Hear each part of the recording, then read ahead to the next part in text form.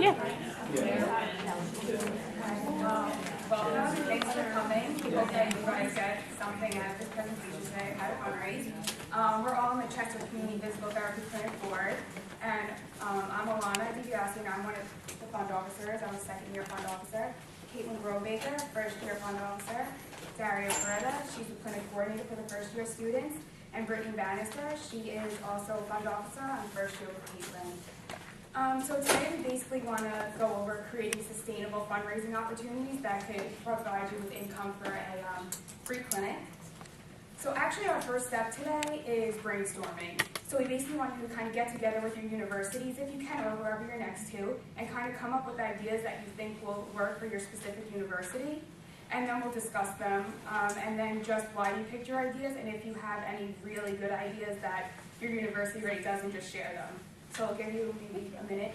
So, go ahead.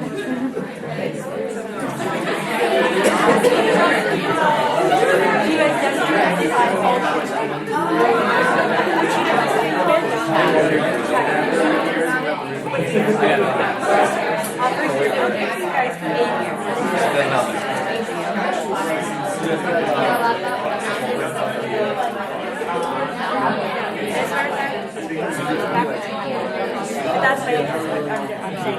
So I'm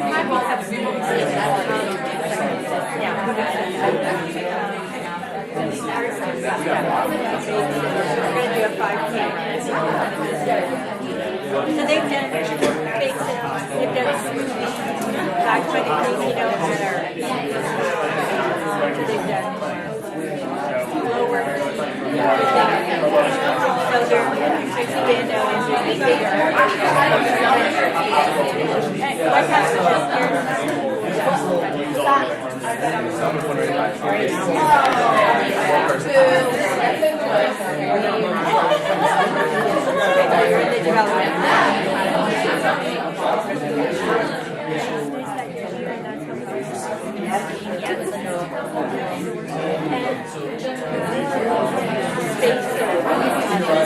building or where you at in stages.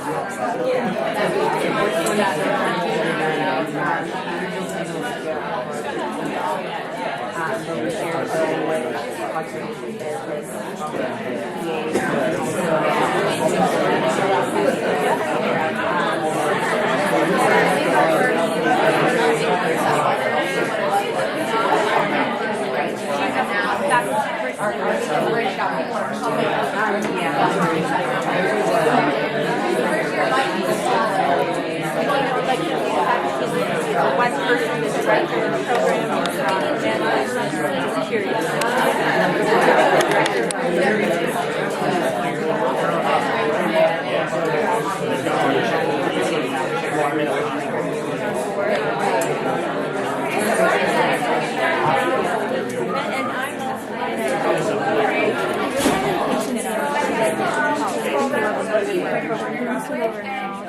You need to say your idea what you think will work for your university. So we can start right there. Well, we were just talking, we got the idea in the last year before we came here from one about doing a 5K. So we're kind of talking about logistics on that. We've never done that before. No idea how to set it. So, trying to look and, really sound encouraging about how much you're able to raise on that. That would cover more than cover every cost per year and afford us some new equipment too. Okay, well, we'll be talking about the 5K and how to start it off and everything. So, anyone else on this side of the room? Yeah. I don't know any other clinics that have it currently or not. I'm an alumni at the University of Sciences, and we have always held our clinic in an already existing clinic from Mercy Hospital. So I've been the supervisor for the program clinic now at the hospital since I graduated, and everything's just kind of in kind from the hospital.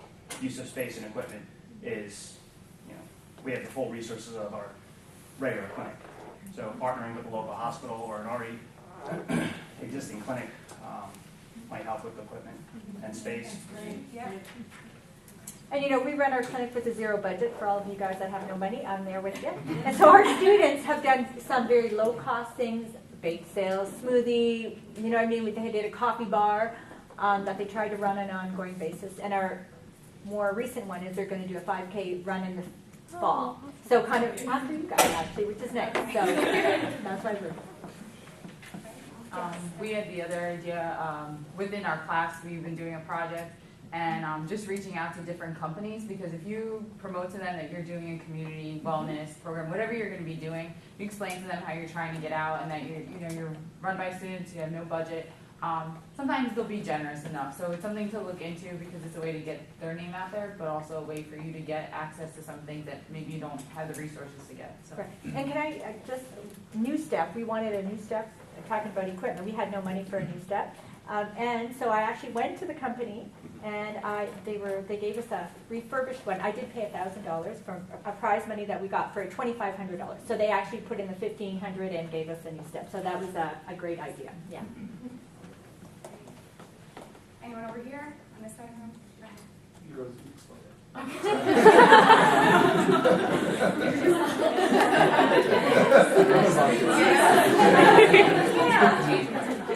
They're more in charge of it than we are. We really don't have any overhead costs because we work out of the homeless shelter, and we do our only really necessity for finances is providing cane tips, crutch tips, ACE wraps, hot packs, anything TheraBand stuff that we provide to our patients. But we do a change wars competition between the classes every year. Okay. Yeah, like a penny war type thing. And so that actually we just raised like over $300. Just it was great. It was really exciting. And I don't know, our class won, so we were. But we had a pizza party now. Anyone else over here on this side, or Well, going along with the whole competitive track, our school, like Drexel, we have like a first year and second year dodgeball, volleyball tournaments. And so everyone wants to come out and win and say our class is better. So it just gets people coming out and having fun and then donating a little bit towards the cause. great? Yeah. And I just want to add in too, at Widener, one of the things that we've come to use the money for, so from a sustainable part of the clinic, we don't have a whole lot of overhead costs. But what has been costly is sending the students out to give presentations, which we have found to be a really, really cool experience both for them and for disseminating what we do. And that's been one of our biggest expenses. So largely the 5K and some of the other things that they'll talk about sometimes just goes back to money to send them places. So keep that in mind too if you want to go ahead and travel a little bit. You might want to raise money for that. Okay, so we'll carry on with the presentation here. So basically a really good thing is to think about how to be efficient and what's going to take you the least amount of time to fundraise. Not when you're doing something like a 5K, because that does take a lot of time, but that's a really good sustainable event that does require and should require all that time, and it works. So, but meaning the least amount of time that will bring in the funds, a really good example was the Change Wars. Something like that, you're barely planning anything, but you're just making $300, which is great. Even though it's not a few thousand, that's still money that's going towards something, and that's really good to do things like that. And we'll talk about a few things here and there that's just really time efficient. And then basically, we always think about what population we're trying to target. So you have to think of students, money's a little scarce here and there, right? So you have all these bills, you have loans and things like that. So think about students and how much you're targeting them and how to kind of back away from students all the time. So we try and target the alumni. They're practicing.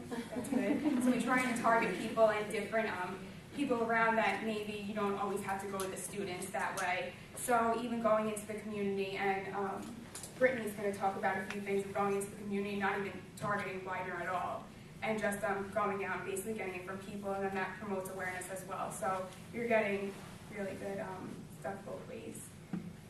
So basically to start, the first event may entail a lot of work here and there, but if it's successful, it should be less work each year. So if you think about this is a lot, it's okay because each year it will get better and better. And then if you have a big event, just kind of incorporate a lot of different people in it, so you can just delegate and you won't have to spend that much time on an event because we're all busy studying, right?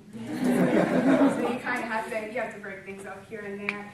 And then basically just start off simple and then expand upon it each year. So every year is good to just kind of kick off. You're starting somewhere, so even if you don't make that much money the first year, that's perfectly fine. If it worked, keep carrying on with it. and just see what you could do each year.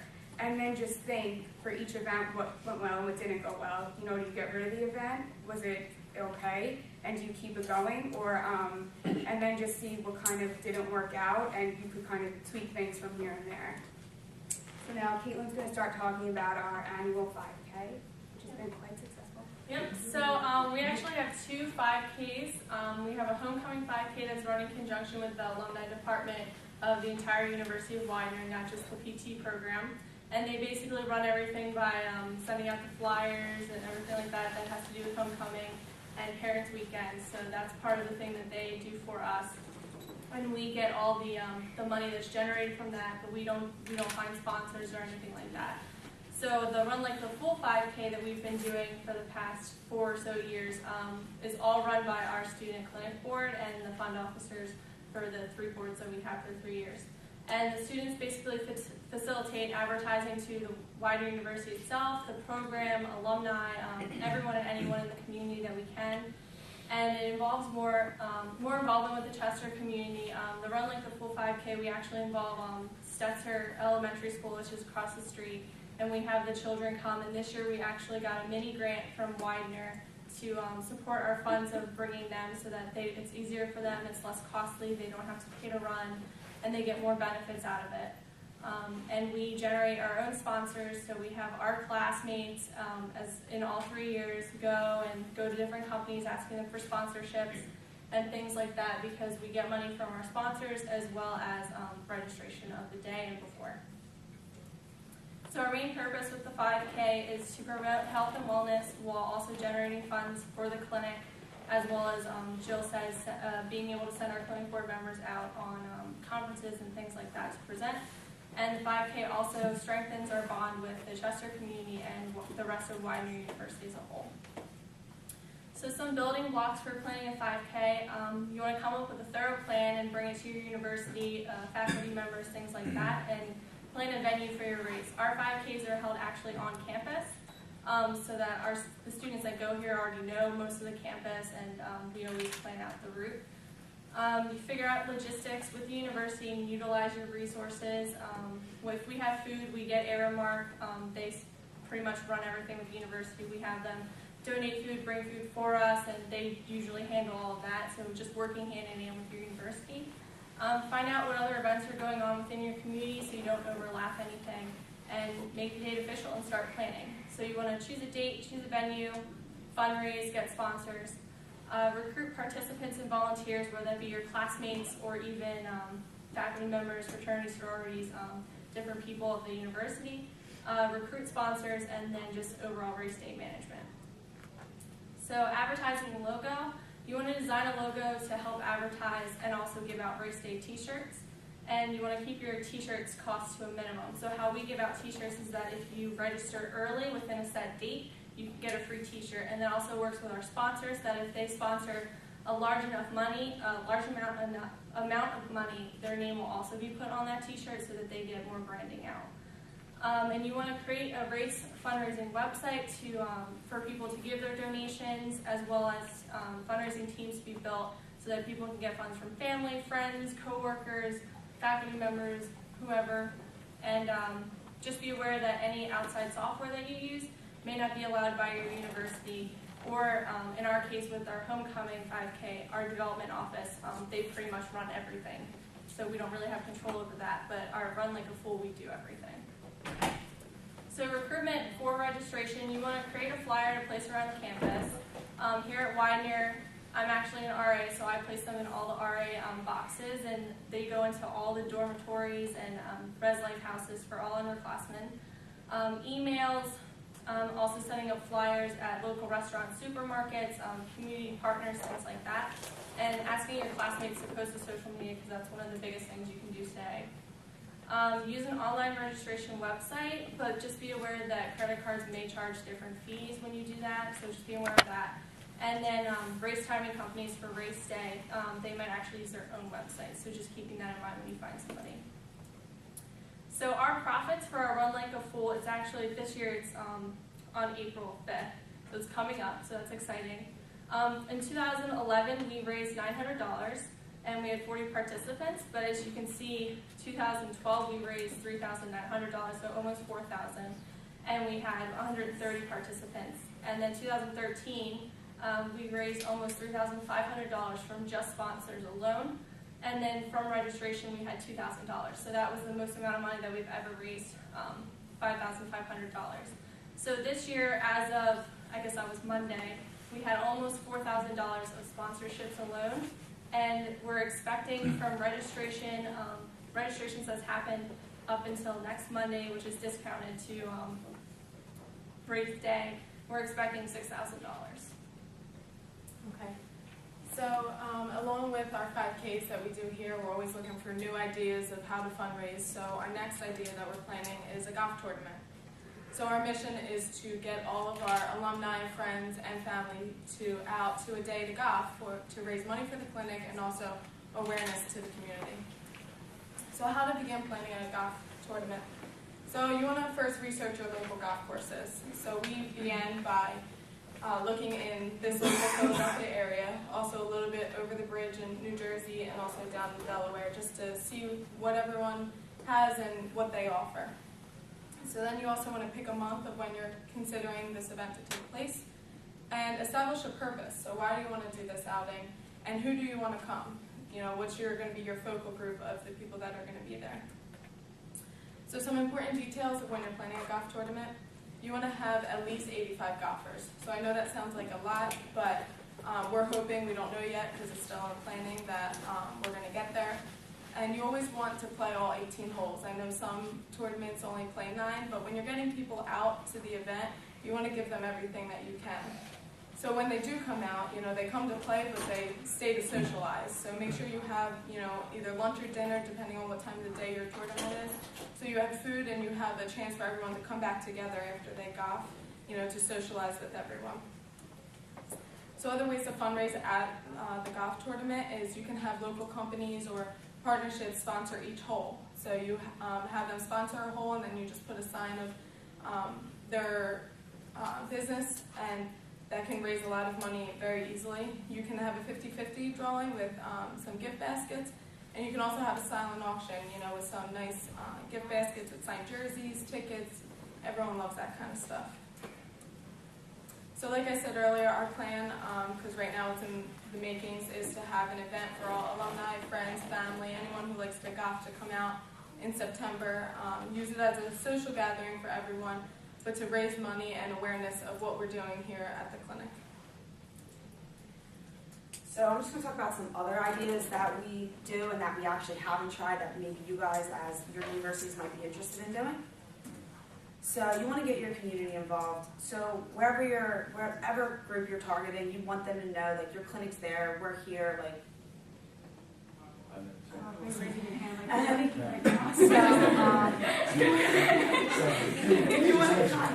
You want to contact restaurants, bars, bowling alleys, whatever works for you, whatever target group you're looking for.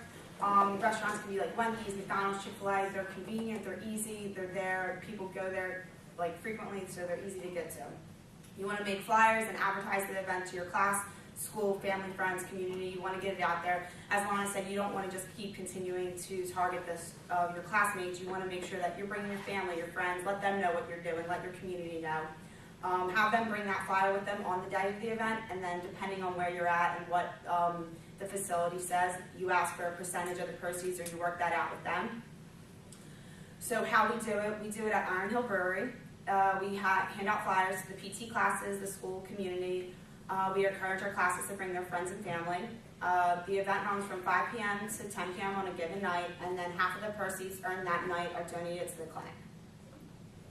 And these are just some other ideas that we haven't tried yet, but maybe, you know, something you guys might be interested in. So raffles and auctions, just like throughout maybe your school or in your PT classes, and then a 3v3 basketball tournament or volleyball, soccer, whatever it might be, whatever time of year you're trying to hold it, you know. So the keys to success, you want to appoint specific tasks to ensure efficiency, and you want to have meetings to check in with one another to make sure the tasks do not overlap. As Lana said in the beginning, what we're trying to do is make sustainable fundraising ideas so that they continue on. You want to delegate, like, she's our counterpart for the second years, she's my counterpart for this year, she has another person, and then Chris is the third year class. We all get together, we all talk about what we're doing. He started the 5K, that was his baby, he's passing it on to Alana, and then Alana's passing it on to us. So it continues on through the classes. So when we have ones come in next year, we'll be able to teach them, so it continues on through the classes. And you want to make sure that you get your faculty involved. They're going to continue to be here after you leave, so let them know what's going on so that they'll be able to have an efficient running of what you're trying to do. Any questions? That's just our contact information. She didn't us an email. We're more than happy to answer it.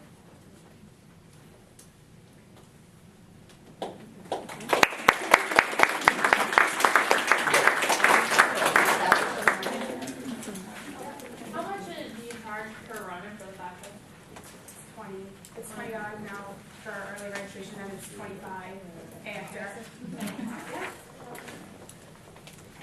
How much involvement do you get from the family, like students, student families, and from the community versus students and faculty? That's a broad question. For the Generally. 5K or generally? Generally.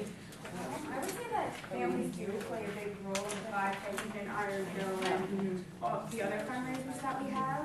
I would say most things at Widener ends up being a lot of just student run, but once we go out, I think we really get the community and faculty involved that way. And I think our community also has been really big with the sponsors for the 5K. Every year that has grown, so they really have shown that they support us. So that's been really great. And even this year with the 5K, like Caitlin said before, we were trying to get the kids involved in the Chester community. So now we're trying to expand out because the 5K is doing pretty well for itself. And just make it a little bigger and make the Chester community aware that we're here. And Caitlin actually ended up applying for a grant. So we had gotten $500 to sponsor these kids to come run and have like a healthy food day. So we're really working hard to get them there. So that's our community involvement with that. What was the most effective way you guys did like public relations to get the word out and to advertise for your fundraisers? And just to get the clinic's name out in the community? Well, you have social media. We have a Facebook page. We get that out. We encourage all the classes to like that page, so it's out to like our family and friends too, so that we know what's going on. Flyers. Yeah, and our word of mouth. And also email. So we have one of our professors who is actively involved in the 5K. He sends everyone out emails, hey, like this is coming up, just a reminder, you know. So email, social media, you know, especially on Facebook, you can always like share and have it pop up a lot of times on your news feed. So that's definitely big. But word of mouth would also be helpful. And then even with the 5K, if that's what you're thinking of, like we do stuff online basically, so that's with the running company now. So that's really good because anyone who wants to do a 5K, that comes up as that's the 5K in the area. So it's just, okay, here's one in the area, I want to do this, and that's all runners that you could just get pretty much day of. So that works out well for us. With the sponsors, do you ask for like a specific amount? Like, do you give them like, if you give us X amount of money, we're gonna allow you to do this? Because I know you mentioned that with like the golf outing, but I wasn't sure. Yeah, so for the 5K, we have levels of sponsorship. So when we send out and ask for donations, they'll get a letter that says different amounts, and then each amount is a different level. And then we honor that by having the company's name on our t-shirt that we give out day of. I'm curious about, you know, we're making money, but you got to put a little bit of money in. And what about per runner? What costs have you seen with that? And are those costs usually offset by the sponsorship?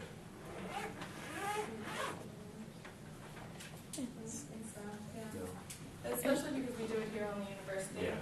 So it makes it easier. Like campus safety helps us by making the course out and everything. So since we already do it here, there's not that much of a cost. And money basically goes towards the shirts. Yeah. So that's where the only cost you kind of end up having, because the food gets donated. So it's mainly just the shirts, because that's even for the kids. Like we just had to cover the cost of the shirts, and then basically everything else we don't mind making a profit off of. So just basically shirts that money we need the money for. I'm just going to jump in. Then we need to find someone that's going to donate the shirts for us.